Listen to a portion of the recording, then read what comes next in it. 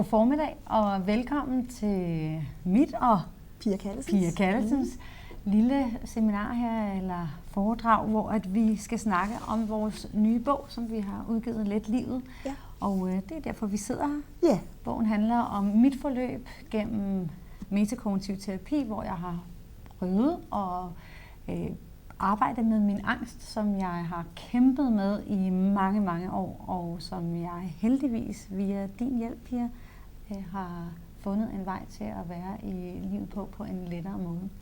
Jeg hedder Sara Maria Frank Mærkedal, og de fleste kender mig nok som værvært på TV2, og ellers så laver jeg også en masse podcast, foredrag og forskellige andre små opgaver. Ja, og jeg hedder Pia Kallesen og er klinikchef og psykolog i Sektos, som er en metakognitiv klinik med afdeling i Aarhus og København og Thisted og Næstved og sådan nogle steder. Ja, og hvis man har nogle spørgsmål, så er man velkommen til at stille dem, Pia. Jeg vil gøre vores bedste for at nå i hvert fald så mange som muligt, når vi når til enden af den her lille fortælling. Og jeg vil starte, inden at du kommer i gang med at fortælle lidt mere om metakognitiv terapi, så vil jeg fortælle en lille smule om min sådan angst og hvordan den levede i mig, fra jeg var rigtig ung og også indtil nu her, hvor jeg er godt inde i livet. Og de fleste har måske sådan tænkt, at når de har set mig, at alting det fungerede super fint, og det er også sådan, det har været sådan i forhold til, at jeg er rigtig god til at fungere arbejdsmæssigt og socialt. Men inden i mig har jeg haft en kæmpe kamp omkring alle mulige katastrofetanker, der har fyldt rigtig meget inde i mig. Og jeg kan huske, ikke fordi vi skal komme så meget ind på det lige nu, men jeg kan huske en af de første gange, jeg var hos dig, der blev jeg virkelig gjort opmærksom på, hvor mange timer jeg har brugt af mit liv på at spekulere og overtænke og været bange for, at ting ville ske. Og jeg har for eksempel haft nogle episoder for et par år siden, hvor det eskalerede, og det var også årsagen til, at jeg tog fat i Pia. Jeg har haft det før også, men det gentog sig en del gange for et par år siden, hvor at jeg har været på arbejde i Odense, hvor jeg arbejdede på TV2 og skulle hjem, og det er tit om aftenen, når klokken var 11, og det var sent, og jeg var lidt træt, og det var også indimellem lidt mørkt. Og hele turen hjem i bilen havde jeg en tanke om, at jeg ville få en blodprop og dø. Og jeg var super bange for det. Jeg kunne mærke, at det begyndte sådan at stikke. Der er sikkert mange, hvis dem, der ser med af jer, har haft angst, eller kender nogen, der har haft angst, har I måske hørt om det. Den der følelse af, at man føler, at der er et eller andet i vejen. Der er noget, der begynder at stikke i armen og giver et signal, som får mig i hvert fald til at tænke, at der er et eller andet, der er helt fuldstændig galt. Og for mit vedkommende, når jeg kørte i bilen, var det ofte det her med at få ondt i armen og føle, at der var noget, der ikke var, som det skulle være, og jeg blev bange for at få en blodprop. Og så begyndte alle mulige tanker at cirkulere rundt i mit hoved, om at jeg kunne ende med at køre galt. Jeg kunne selv komme til skade, jeg kunne forårsage andres ulykke, og så kørte tankerne af med mig med alle mulige katastrofescenarier, som jeg kunne forestille mig, der opstod. Og den værste var jo, at jeg ville ende med at dø. Og så har jeg haft utallige andre tanker omkring katastrofer, der kunne opstå i mit liv. Det kunne være alt fra, når jeg sendte børnene afsted i skole eller børnehave, at der ville opstå et eller andet problematik, som ville gøre, at de ville blive hentet med ambulancen, og så har jeg forestillet mig de værste scenarier omkring det, og har ikke rigtig kunne slippe det. Jeg har også en episode, hvor jeg har været i biografen med pigerne. Vi var inviteret til en premiere på en julefilm. Alting var tophyggeligt, og der var masser af familier, der hyggede sig, og vi fik æbleskiver, og der var julekalender til børnene, og vi sad inde og så filmen. Og da filmen starter, begynder jeg allerede at få sådan nogle tanker omkring, hvad nu hvis jeg bliver dårlig? Fordi det er en af mine angstformer. Jeg har angst for sygdom, jeg har dødsangst, jeg har flyangst, og så har jeg mest af alt haft super meget angst for angsten. Altså bange for, at der skete noget. Og det vil sige, at jeg kommer ind i biografen sammen med en pige. Vi sidder og hygger os, og så begynder mine tanker at cirkulere omkring, hvad nu hvis jeg bliver dårlig?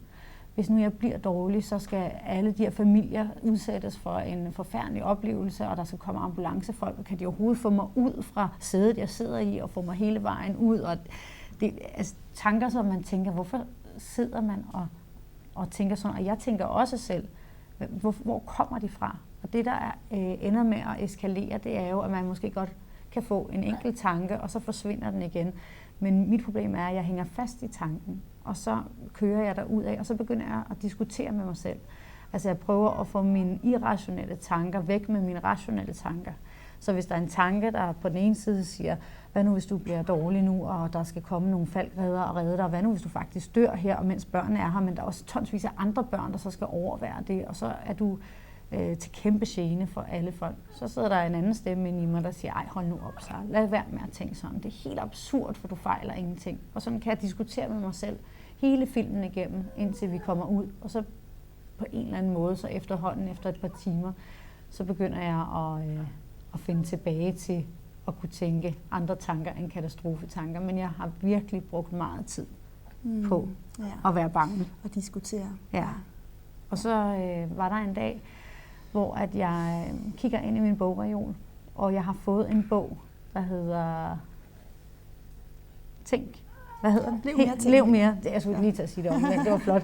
Men jeg har fået den, pointen er, at jeg har fået den af min eksmand for nogle år før, og jeg har tænkt, hvad bilder han så ind og give mig sådan en bog, fordi der står noget med depression på forsiden, og der står overtænkning, og jeg synes, at jeg lever mere. Jeg lever masser. Ikke? Jeg kunne slet ikke sætte mig ind i det, så jeg blev en lille smule irriteret på bogen og lagde den ind i hylden. Det skal så siges, at jeg tilmeldte mig allerede, mens jeg fik den til Pias nyhedsmails. Så de kom altså i en sådan dejlig lind strøm igennem årene, indtil jeg tog bogen frem igen. Og den bog var Pias bog. Og da jeg begyndte at læse i den, så tænkte jeg, det kan godt være, at jeg har gjort rigtig meget for at prøve at overkomme min angst. Men det her har jeg ikke prøvet. Og jeg blev nødt til at give det en chance, for jeg havde sådan på fornemmelsen, at det lige præcis var det, der skulle til, for at jeg kunne leve et lettere liv. Ja, det er jeg glad for. Jeg er glad for, at du kontaktede mig. Jeg er så glad for, og jeg var heldig, at Pia svarede inden for 20 minutter, ikke Pia? Så da jeg skrev og tænkte, har du mulighed for at mødes, og du skrev tilbage med det samme. Helt så var det sikkert, fordi jeg tænkte, det var lige en appelsin i turbanen til at vise den her metode på en offentlig kendt person, som så kunne ligesom fortælle om, hvordan det virker, det her metakognitiv. Ja, for det er jo sådan, bogen er bygget op. Jeg fortæller min historie, Pia fortæller både om, hvordan du ser det, og fortæller om hele din teori. Jeg kan jo sige lidt om det metakognitive. Jeg svarer jo Samaria med det samme, fordi jeg tænker, nu er der mulighed for at vise den her fantastiske metakognitive metode, som jeg jo, det er mange år siden, jeg forelskede mig i den, men det er ved at være, hvad er det, 12 år siden, at jeg først opdagede metakognitiv terapi efter 10 år med kognitiv terapi, som var noget helt andet. I kognitiv terapi handler det om at ændre de negative tanker til realistiske tanker, og prøve at overbevise sig selv om, at realistiske tanker er de rigtige. Så man går og diskuterer med sig selv i kognitiv terapi for at mane de urealistiske tanker til jorden. Men halvvejs i min karriere, cirka 10 år inden, vil jeg gerne forske og støder på metakognitiv terapi. Tænker først, at det er nok bare lidt en overbygning på kognitiv terapi, men bliver hurtigt klogere og finder ud af, at det faktisk er et helt nyt paradigme, som handler om at gøre noget helt andet med tanker, end man er vant til. Fordi alle andre metoder, der betyder tanker rigtig meget. Kognitiv terapi, narrativ terapi, alle psykologiske metoder, der er vi opdraget til, at tanker er enormt vigtige, og det vi tænker, det er os. Altså, jeg er mine tanker. Hvis jeg tænker negativt, så er jeg ikke god nok. Hvis jeg tænker katastrofetanker, så bliver det sådan.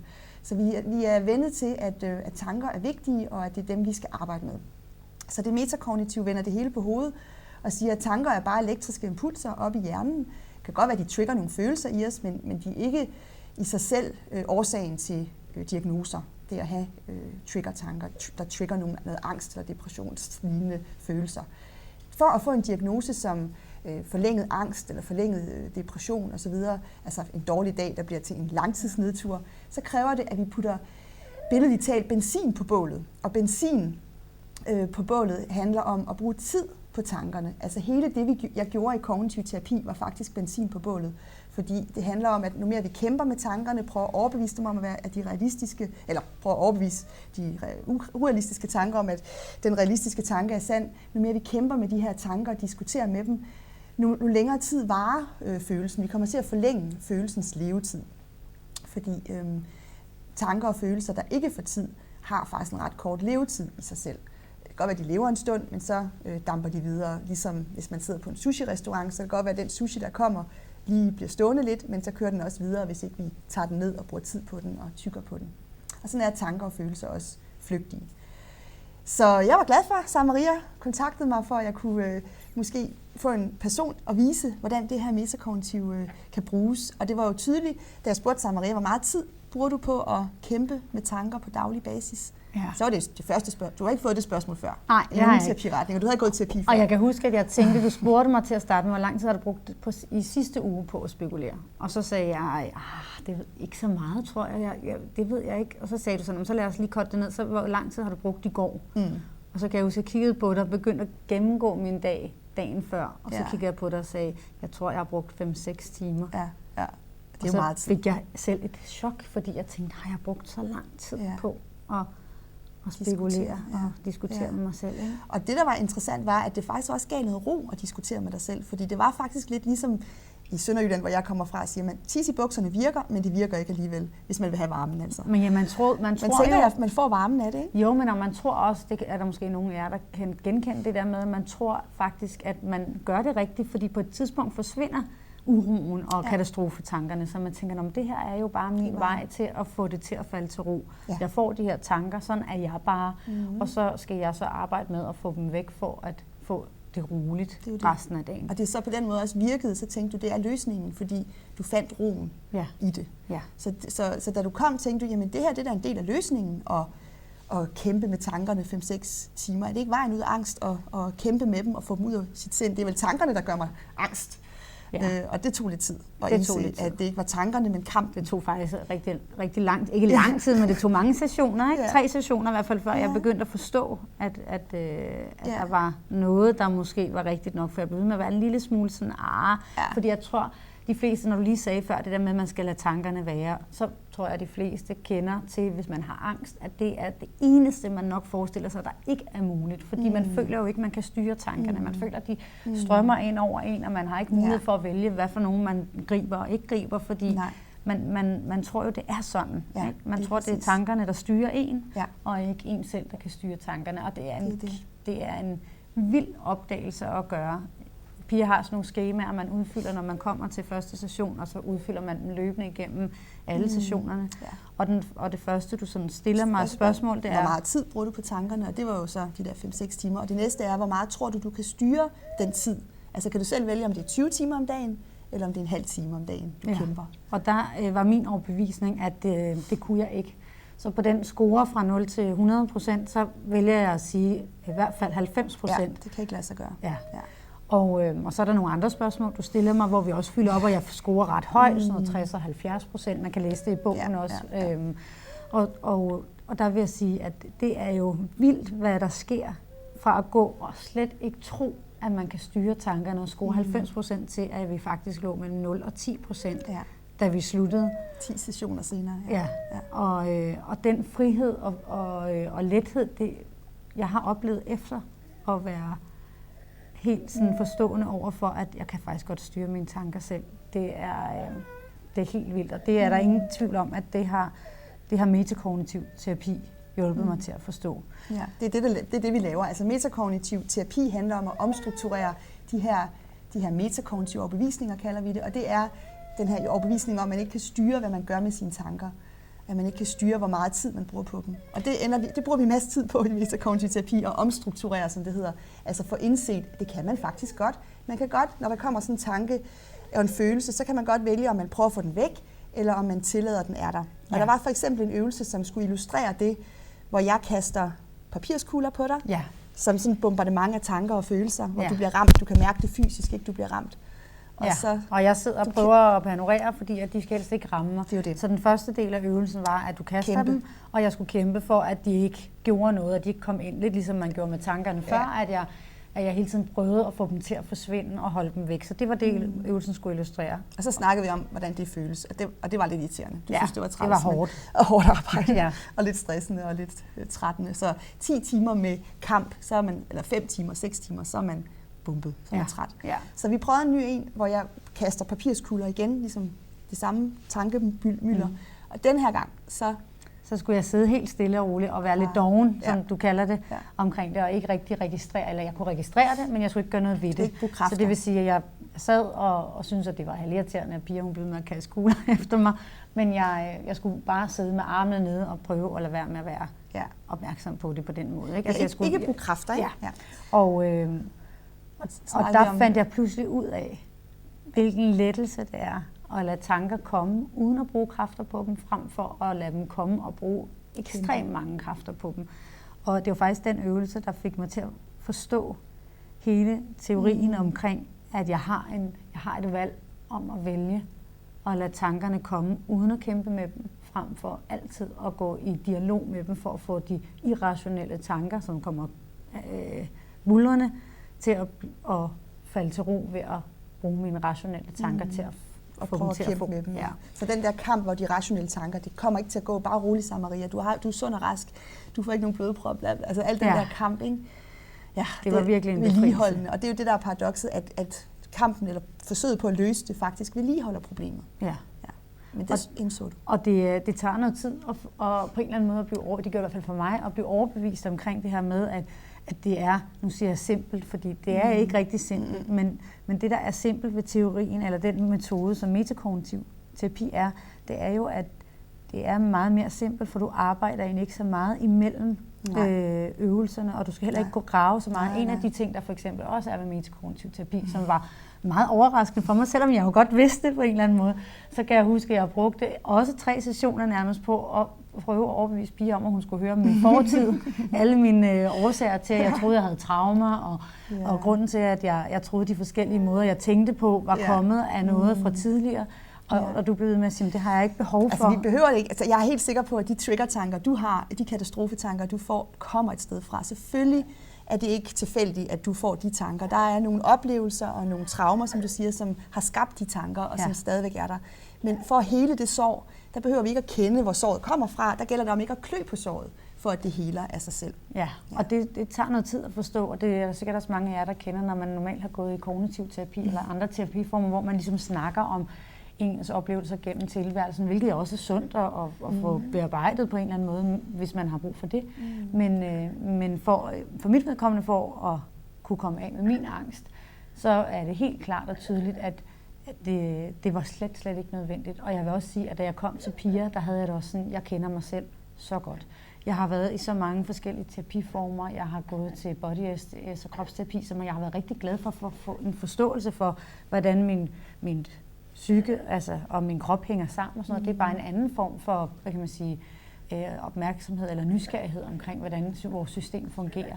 Men at komme til Pia var simpelthen så rart, fordi jeg ikke skulle dykke ned i den rygsæk, som jeg jo godt kendte. Jeg kender godt årsagen til mine traumer. Jeg ved præcis, hvordan hele mit liv er placeret og hvordan tingene er. Så jeg var også lettet over, at jeg ikke skulle igennem alle mulige ting og fortælle dig om alt for meget. Ikke fordi jeg ikke ville dele det med dig. Vi snakker også om, du sagde, jeg vil godt høre det, når vi ikke er i terapi. Ja.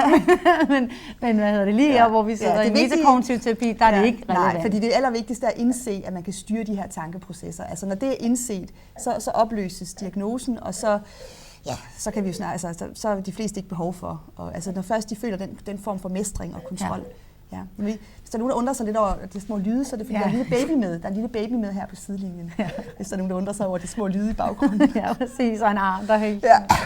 Nej, men jeg vil sige, vi kan også lige nævne en af de andre øvelser, som også faktisk gør stort indtryk på mig, som vi lavede på dit kontor, hvor du skrev på ruden. Kan du ikke prøve at forklare den her? Det handler også om det her med at mestre igen. Altså at man kan mestre. Man kan ikke styre, hvad for nogle tanker og følelser, man bliver ramt af. Ingen af os kan styre, hvornår vi bliver kede af det, hvornår vi bliver angste, hvornår vi får negative tanker. Det er der ingen af os, der kan styre. Men det vi kan styre, det er vores opmærksomhed. Og den her øvelse skal bare vise, at man kan styre opmærksomheden, selvom at eksistensen, altså selvom at de her tanker og følelser er i ens krop. Så det vi gør er at skrive triggertanken på ruden, eller fylde hele ruden faktisk med triggertanker. Hvad hvis jeg dør? Hvad hvis jeg har kræft? Hvad hvis det her det er alvorligt? Hvad hvis jeg får en blodprop? Eller hvad det nu er, ikke? Er jeg god nok? Det kan også være mere sådan, jeg er ikke god nok tanker. Og så zoomer vi ind på tankerne først, læser dem på ruden, engagerer os i dem, og mange kan også mærke, at så vokser følelserne, og det booster ligesom angsten eller tristheden, eller hvad det er for en følelse, når man sådan zoomer ind på tanken og læser den højt for sig selv. Og så kigger vi igennem tanken, zoomer ind på det, man kan se på den anden side af ruden, og det kan jo være skyer, eller bygninger, eller mennesker, eller hvad man nu kan se ude på den anden side. Og så kan vi se, at tankerne, de er der jo stadig. Altså, det er ikke, fordi man sådan helt klart kan se de her mennesker på gaden, men tankerne eksisterer stadig og slører ens syn, men man kan godt switche og zoome ind på den anden side af tankerne, selvom de aldrig forsvinder. på den måde kan man faktisk styre sin opmærksomhed, selvom de ikke forsvinder tankerne. Ja, jeg vil også sige, at en af de ting, som jeg har oplevet, det er, at nu skulle vi lave en øvelse for nylig, fordi vi holdt et foredrag, og skulle tænke nogle tanker. Og det, der er ret vildt, det er, at nu skal jeg virkelig anstrenge mig. Det betyder ikke, at jeg ikke får tanker og trigger-tanker. Også ting, som nogle gange kommer til at være noget, nu kalder vi det nogle gange at hoppe på toget. Ikke? Jo, altså, jeg kan godt komme til at hoppe på toget. Alle bekymrer sig. Nu står jeg for det meste af nogle stop, før end jeg plejer. Ikke 6 timer. Og jeg tager det ikke hele turen, men jeg har faktisk også rigtig mange oplevelser, hvor jeg slet ikke tager med toget. Og den der følelse af nærmest ikke at kunne fornemme, at der kommer et tog.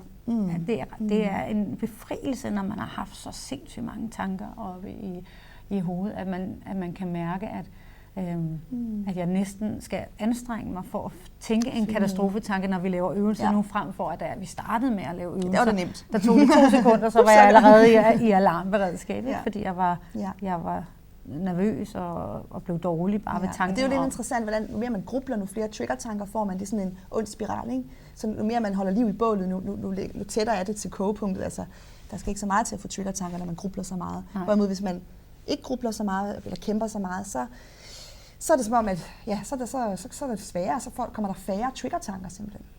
Ja, jeg kan huske, at da vi holdt foredrag, og du snakkede om det der med værktøjskassen, som vi jo snakkede meget om, at mange gange så får man jo, tror man skal fylde noget i. Ja. Men i realiteten handler det jo om, at man skal prøve at fjerne så meget som muligt. Og det er igen paradokset i metakognitiv terapi, det her nye paradigme. At i andre paradigmer, der tilføjer man strategier. For eksempel i kognitiv terapi, så putter vi mindfulness på, så putter vi compassion på, så skal vi lave afspændingsøvelser, og så videre, så videre. Der er rigtig mange redskaber og omstruktureringsskemaer, altså rigtig, rigtig mange. Og nu flere redskaber på buffeten, nu bedre.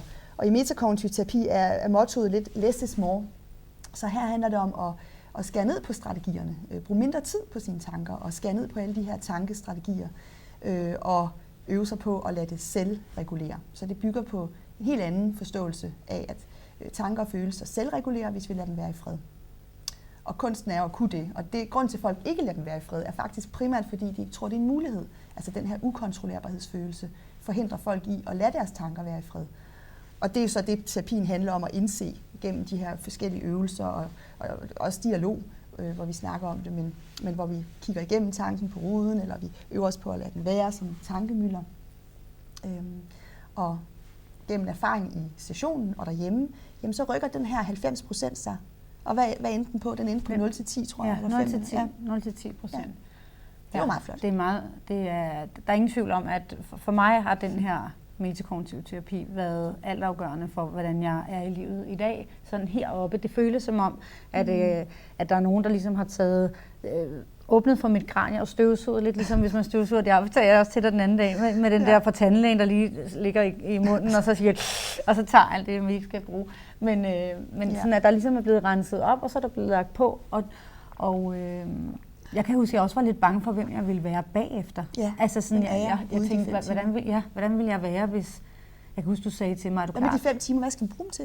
Ja. Du får 5 timer til rådighed hver dag. Ja, men det er jo, at det der er det vilde ved det er jo, at der er jo ikke nogen udefra, der hverken kunne mærke på... Altså, jeg tror, der er hverken nogen førhen, der kunne mærke, hvor meget jeg egentlig spekulerede og tænkte, men der er heller ikke rigtig så mange, der kan mærke det bagefter, fordi det er jo bare overtænkning, så det vil sige, det er ressourcer, vi har brugt ekstraordinært inde i vores system på at være i tilværelsen, hvor at når de forsvinder, er det jo, det er jo også tarveligt at sige, der var nogen, der havde håbet på, måske man fik mange ekstra timer i tilværelsen, men man får en lettere måde at være i livet på, og det er det, der er fedt.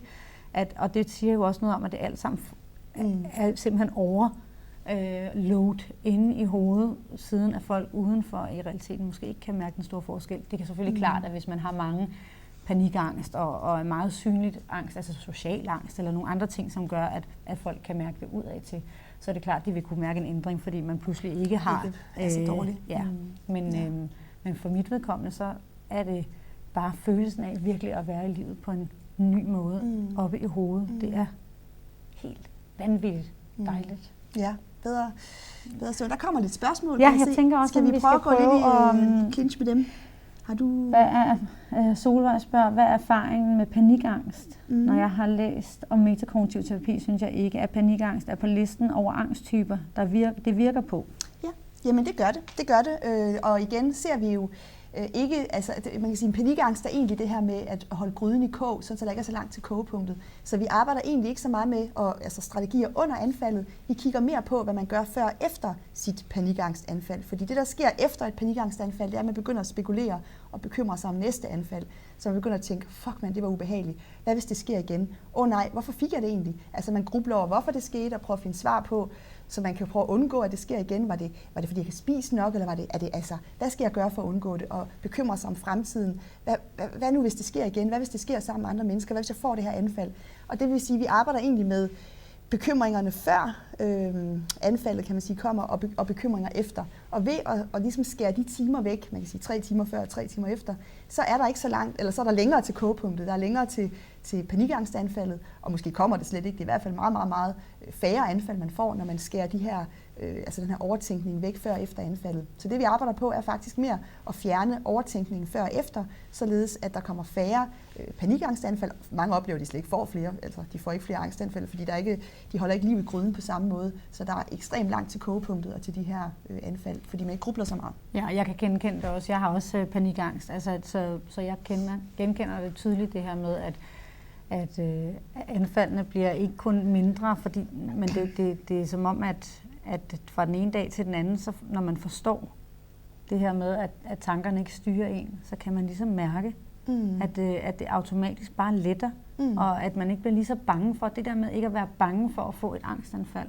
Altså gøre en kæmpe forskel, fordi det per automatik også avler, at man så heller ikke får det. Ja, det kan man sige. Så er det jo en positiv spiral. Ja. Man får færre anfald, man grubler mindre, og så på den måde, så man kan sige, den måde at bryde det på, er egentlig at arbejde med den tænkning, der er før og efter. Så ikke under anfaldet, men faktisk det, man gør i dagligdagen, i form af bekymringer. Næste anfald, nej, hvad hvis det kommer i dag? Hvad hvis det kommer senere? Altså det er den bekymring og den tænkning, som vi arbejder med i metakognitiv terapi, og på den måde overvinder panikangst. Ja.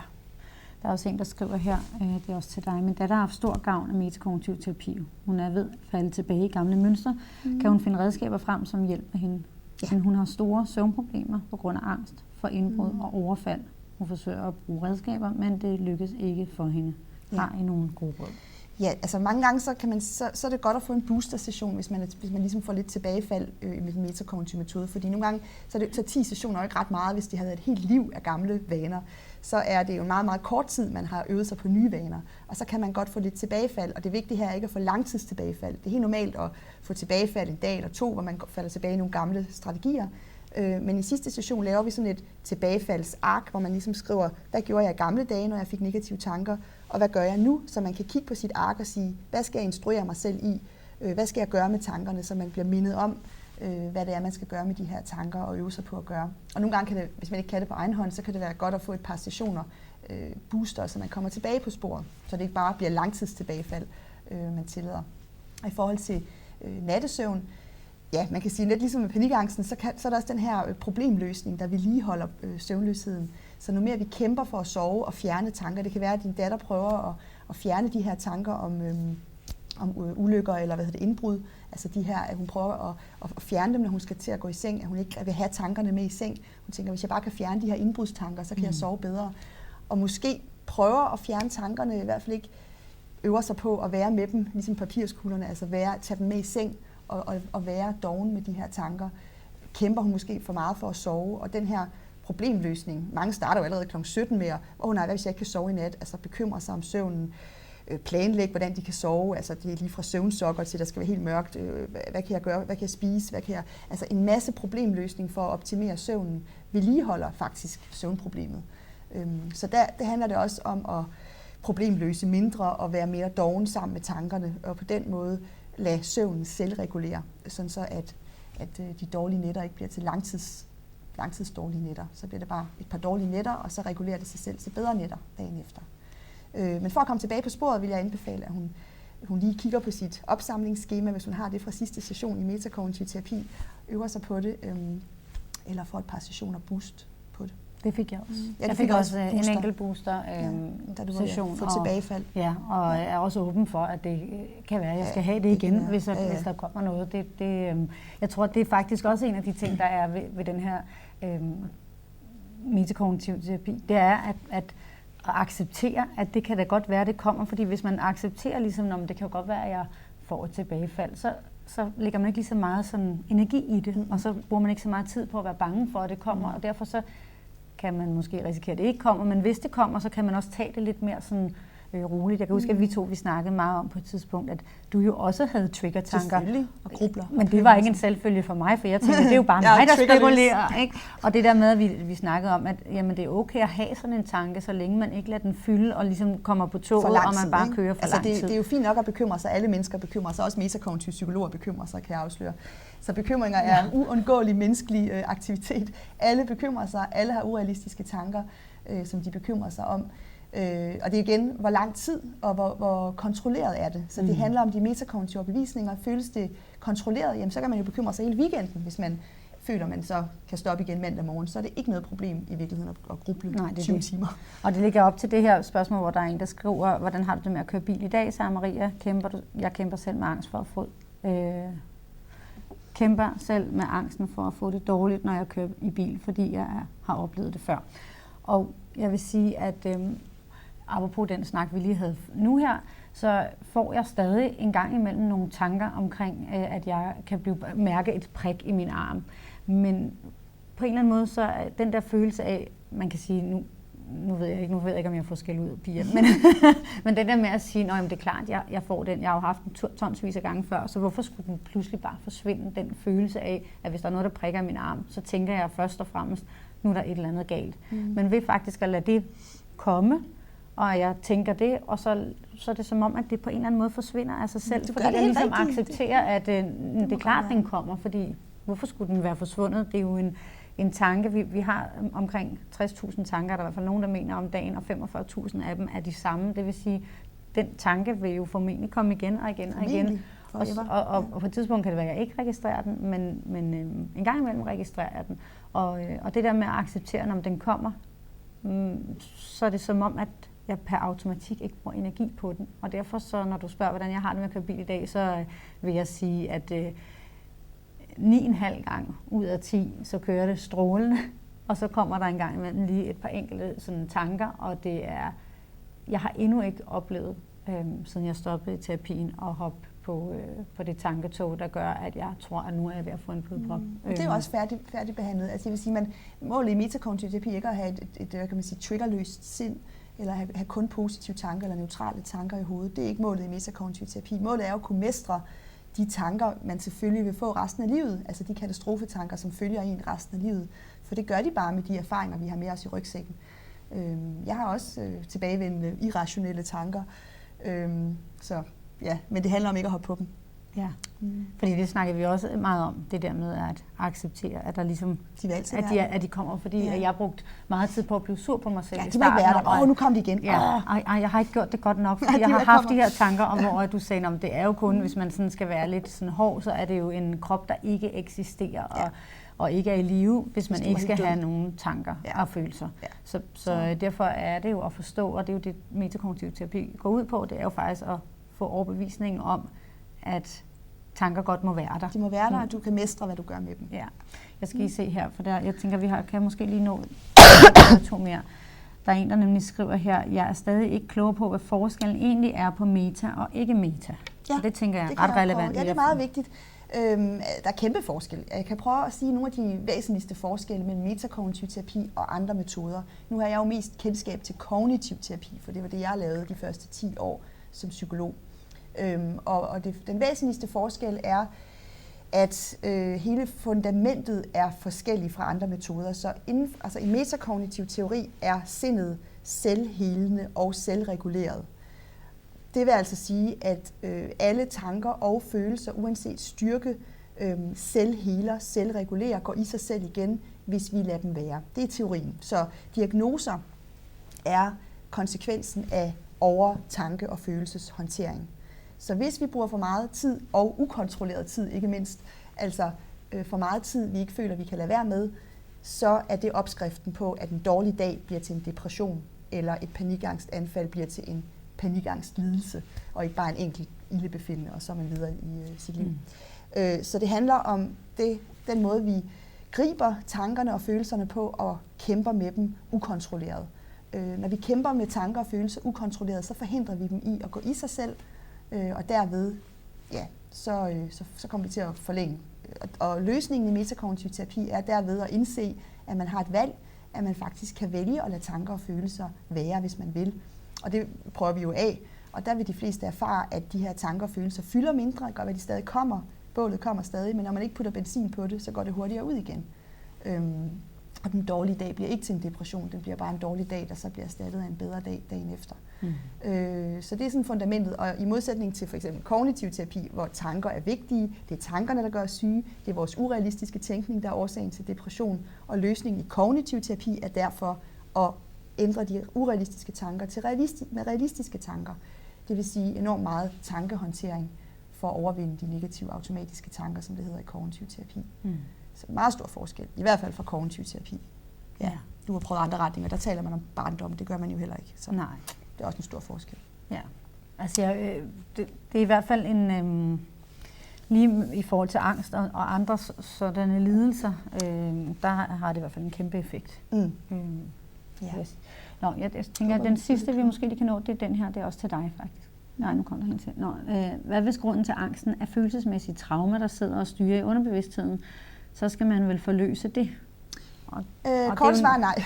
Ud fra den metakognitive paradigme og teori, der skal man ikke forløse noget, man skal ikke arbejde med noget, man skal ikke bruge kræfter på noget, man skal identificere, hvad man gør med det, altså identificere aktive strategier. Så hvis du kommer i terapi, i metakognitiv terapi, vil jeg jo undersøge nærmere, hvad du gør med de tanker og følelser, du får på grund af det traume. Så fordi det traume stadig fylder, så er mit bud, at du stadig undertrykker, kæmper, bearbejder måske stadig. Jeg ved, altså, du gør noget med det på en eller anden måde. Du krasser i hvert fald på en eller anden måde, eller undertrykker på en eller anden måde. Ja, for jeg kan huske, da jeg kom til dig, der ville jeg også rigtig gerne fortælle om nogle af mine traumer, fordi jeg tænkte, det var vigtigt for mig at fortælle dig om min sådan, mit forløb og alt sådan noget.